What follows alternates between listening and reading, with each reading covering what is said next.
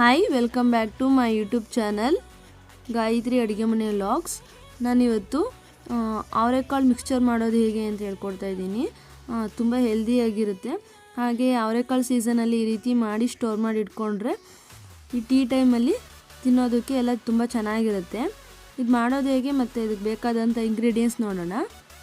ಮೊದಲಿಗೆ ನಾನು ಅವರೆಕಾಳನ್ನು ನೆನೆಸಿಟ್ಟು ಈ ರೀತಿ ಇಟ್ಕೊಂಡಿದ್ದೀನಿ. ಗಾಳಿ ಸ್ವಲ್ಪ ಈ ರೀತಿ ನೀರಿನಂಶ ಹೋಗೋರು ಆರಿಸ್ಕೋಬೇಕಾಗುತ್ತೆ. ನೀರೆಲ್ಲ ಆರಿದೆ ಈಗ. ನಂತರ ನಾನಿಲ್ಲಿ ಸ್ವಲ್ಪ ಕರಿಬೇವಿನ ಸೊಪ್ಪು ಹಾಗೆ ಒಂದು ಗೆಡ್ಡೆ ಬೆಳ್ಳುಳ್ಳಿನ ಜಜ್ಜಿಟ್ಕೊಂಡಿದ್ದೀನಿ. ನಂತರ ಒಣಕೊಬ್ಬರಿನ ಈ ರೀತಿ ಸಣ್ಣದಾಗಿ ತೆಳುವಾಗಿ ಉದ್ದಕ್ಕೆ ಕಟ್ ಮಾಡಿ ಇಟ್ಕೊಂಡಿದ್ದೀನಿ. ನಂತರ ಗಟ್ಟಿ ಅವಲಕ್ಕಿನ ಸ್ವಲ್ಪ ತೊಗೊಂಡಿದ್ದೀನಿ ಮತ್ತು ಮಸಾಲೆ ಪದಾರ್ಥಗಳನ್ನ ತೊಗೊಂಡಿದ್ದೀನಿ. ಹಾಗೆ ಸ್ವಲ್ಪ ಹುರ್ಗಡ್ಲೆನ ಕೂಡ ತೊಗೊಂಡಿದ್ದೀನಿ. ಹುರ್ಗಡ್ಲೆ ಮತ್ತು ಕಡಲೆಬೀಜ ಹಾಕೋದ್ರಿಂದ ತುಂಬ ಟೇಸ್ಟಿಯಾಗಿರುತ್ತೆ. ಹಾಗೆ ಸ್ವಲ್ಪ ಕಡಲೆಬೀಜ ಕೂಡ ತೊಗೊಂಡಿದ್ದೀನಿ. ಕಡಲೆಬೀಜ ಮತ್ತು ಹುರ್ಗಡ್ಲೆ ನಿಮಗೆ ಬೇಕಾದಷ್ಟು ಹಾಕೋಬೋದು. ನಂತರ ಮಸಾಲೆ ಪದಾರ್ಥಗಳು ಬಂದು 1 ಚಮಚದಷ್ಟು ಉಪ್ಪು, ಹಾಗೆ 1 ಚಮಚದಷ್ಟು ಜೀರಿಗೆ ಪುಡಿ, ಹಾಗೆ 1 ಚಮಚದಷ್ಟು ಖಾರದ ಪುಡಿ. ಖಾರನ ನಿಮ್ಮ ಅನುಗುಣವಾಗಿ ಹಾಕ್ಕೊಳ್ಳಿ. ಹಾಗೆ 1-2 ಚಿಟಿಕೆ ಅರಿಶಿನ ತೊಗೊಂಡಿದ್ದೀನಿ. ಮಾಡೋದು ಹೇಗೆ ಅಂತ ನೋಡೋಣ ಬನ್ನಿ.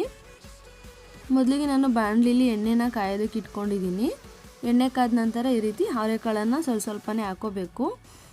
ಗ್ಯಾಸ್ ಫ್ಲೇಮ್ನ ಸ್ವಲ್ಪ ಮೀಡಿಯಮಾಗಿ ಇಟ್ಕೊಳ್ಳಿ, ಇಲ್ಲ ಅಂದರೆ ಉಕ್ಬಿಡುತ್ತೆ. ಯಾಕಂದರೆ ಅವರೆಕಾಳು ಸ್ವಲ್ಪ ಹಸಿ ಇರೋದ್ರಿಂದ ಈ ರೀತಿ ನೊರೆಯಾಗಿ ಉಕ್ಬಿಡುತ್ತೆ. ಹಾಗಾಗಿ ಸ್ವಲ್ಪ ಗ್ಯಾಸ್ನ ಸ್ಲಿಮ್ಮಾಗಿ ಇಟ್ಕೊಂಡು ಈ ರೀತಿ ಸ್ವಲ್ಪನೇ ಅವರೆಕಾಳನ್ನು ಹಾಕೋತಾ ಈ ರೀತಿ ಕರ್ಕೋಬೇಕಾಗುತ್ತೆ.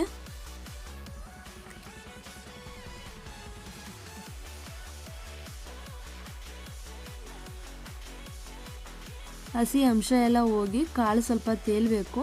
ಹಾಗೆ ಬೆಂದಿದೆ ಅಂತ ನೋಡಿ. ಈ ರೀತಿ ಕಾಳು ಮೇಲೆ ಬಂದಿದೆ. ಈಗ ಸಪ್ರೇಟಾಗಿ ತಗೋತಾ ಇದ್ದೀನಿ.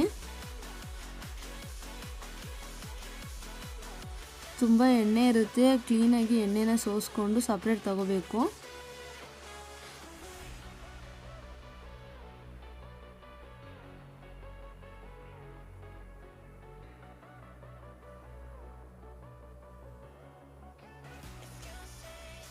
ನಂತರ ನಾನು ಇದಕ್ಕೆ ಅವರೆಕಾಳು ಎಲ್ಲನೂ ಕರ್ಕೊಂಡಿದ್ದೀನಿ. ನಾನು ನಿಮಗೆ ಸ್ವಲ್ಪ ಮಾತ್ರ ತೋರಿಸಿದ್ದೀನಿ. ನಂತರ ಕಡಲೆ ಬೀಜನ ಅದೇ ಎಣ್ಣೆಗೆ ಹಾಕ್ಕೊಂಡು ಈ ರೀತಿ ಕರ್ಕೋತಾ ಇದ್ದೀನಿ. ಇದನ್ನು ಕೂಡ ಕಾಳು ಜೊತೆಗೆ ಹಾಕೋತಾ ಇದ್ದೀನಿ. ನಂತರ ಹುರ್ಗಡ್ಲೆನೂ ಕೂಡ ಎಣ್ಣೆಗೆ ಹಾಕಿ ತಕ್ಕೋಬೇಕು. ಅದೇನು ಬೇಯಿಸೋ ಅವಶ್ಯಕತೆ ಇರಲ್ಲ, ಸ್ವಲ್ಪ ಎಣ್ಣೆಗೆ ಹಾಕಿ ತೆಗೆದ್ರೆ ಸಾಕಾಗುತ್ತೆ. ನಂತರ ನಾನಿಲ್ಲಿ ಗಟ್ಟಿ ಅವಲಕ್ಕಿನೂ ಕೂಡ ಎಣ್ಣೆಗೆ ಹಾಕ್ಕೊಂಡು ಕರ್ಕೋತಾ ಇದ್ದೀನಿ. ನೋಡಿ, ಈ ರೀತಿ ಆದಮೇಲೆ ಅವಲಕ್ಕಿ ಕೂಡ ತಗೊಂಡು ಅದಕ್ಕೆ ಹಾಕೋತಾ ಇದ್ದೀನಿ. ನಂತರ ಒಣಕೊಬ್ಬರಿನ ಕೂಡ ಹಾಕ್ಕೊಂಡು ಫ್ರೈ ಮಾಡ್ಕೋತಾ ಇದ್ದೀನಿ.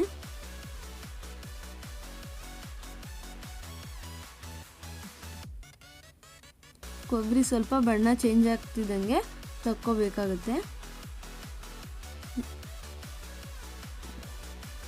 ಇದನ್ನು ಕೂಡ ಕಾಳು ಜೊತೆಗೇ ಹಾಕೋತಾ ಇದ್ದೀನಿ. ಕೊನೆಯದಾಗಿ ಗ್ಯಾಸ್ ಸ್ಟವ್ನ ಆಫ್ ಮಾಡಿ ಅದೇ ಎಣ್ಣೆಗೆ ಕರಿಬೇವು ಮತ್ತು ಬೆಳ್ಳುಳ್ಳಿನ ಹಾಕ್ಕೊಳ್ಳಿ. ಅದನ್ನು ಕೂಡ ಈ ರೀತಿ ಫ್ರೈ ಮಾಡಿಕೊಂಡು ಅವರೆಕಾಳು ಜೊತೆನೇ ಹಾಕೋಬೇಕು.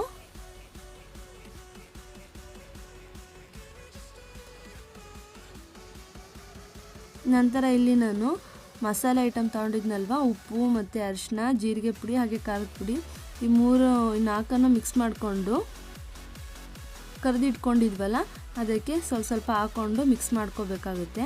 ನೋಡಿ, ನಾನು ಈ ರೀತಿ ಹಾಕೋತಾ ಇದ್ದೀನಿ.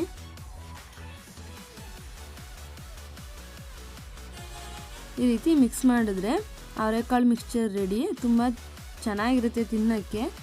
ಚಳಿ ಟೈಮಲ್ಲಂತೂ ಕುಟುಂಬ ಅಂತ ತಿನ್ನೋಕ್ಕೆ ತುಂಬಾ ಟೇಸ್ಟಿಯಾಗಿರುತ್ತೆ. ಅವರೆಕಾಳು ಸೀಸನಲ್ಲಿ ಈ ರೀತಿ ಮಾಡಿ ಸ್ಟೋರ್ ಮಾಡಿ ಇಟ್ಕೊಂಡ್ರೆ 3-4 ತಿಂಗಳು ಇಟ್ಕೊಂಡು ತಿನ್ಬೋದು. ಈ ವಿಡಿಯೋ ನಿಮ್ಗೆ ಇಷ್ಟ ಆಗಿದ್ರೆ ಪ್ಲೀಸ್ ನನ್ನ ಚಾನಲ್ ಸಬ್ಸ್ಕ್ರೈಬ್ ಮಾಡ್ಕೊಳ್ಳಿ. ಪಕ್ಕದಲ್ಲಿರೋ ಬೆಲ್ ಐಕನ್ನ ಕ್ಲಿಕ್ ಮಾಡಿ ಆಲ್ ಅನ್ನೋ ಆಪ್ಷನ್ನ ಸೆಲೆಕ್ಟ್ ಮಾಡ್ಕೊಳ್ಳಿ.